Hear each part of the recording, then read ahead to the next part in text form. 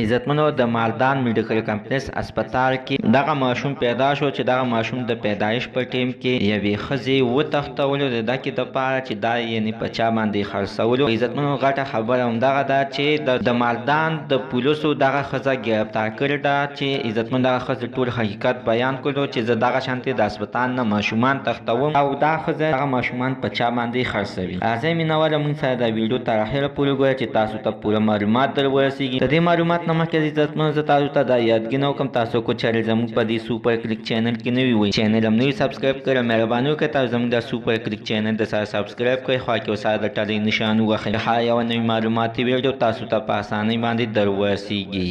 عزتمنو تاسو ته یاد وي چې د نن نه 3 ورځې مخکې دغه چې څنګه پیدا شولو او یوې ښځې اوچت کو او ویې تښتولو چې بیا د دغه ماشوم او پلار ډېر سخت په ټینشن او په غم کې پراته چې اخر ماشوم کوم خواته لاړل چې د اسپیټال انتظامیې چې کیمرې هر څه چک کړل نو دغه ښځه مخامخ پکې راغلله چې دغه ښځې دغه ماشوم یعنې په غېږ کې نیولی دی او تښتوي یې چې عزتمنو دغه ښځه اوس ګرفتاره شوې ده او راځئ چې دغه ښځې په خپله باندې خو ویلې چې او ما دغه ماشوم تښتولی او د دکې دپاره چې دا زه خرڅوم خو عزتمنو چې دغه ښځه اوس دغه 3 ورځې بعد ګرفتاره شوه او د مالدان پولیسو ګرفتاره کړه او ویې ویل چې اوس دغه شانتې دا ماشومان زه تښتوم او دا زه بیا خرڅوم. خو عزتمنو دې ښځې له دې اخر کومه سزا ورکړل شي چې دغه شانتې غلط کارونه کوي او دا دې زه وایم چې دا دې پانسي کړل شي دا دې پرې نه ښودل شي ځکه چې د شیخ ملتون پولیسو دغه عزتمنو نیولې ده او خپله یې هم ویلې دي چې دا ما تښتولې ده د پیسو دپاره د یو څو پیسو لپاره زه دغه شانتې غلط کارونه کوم. مینهواله دې ښځې له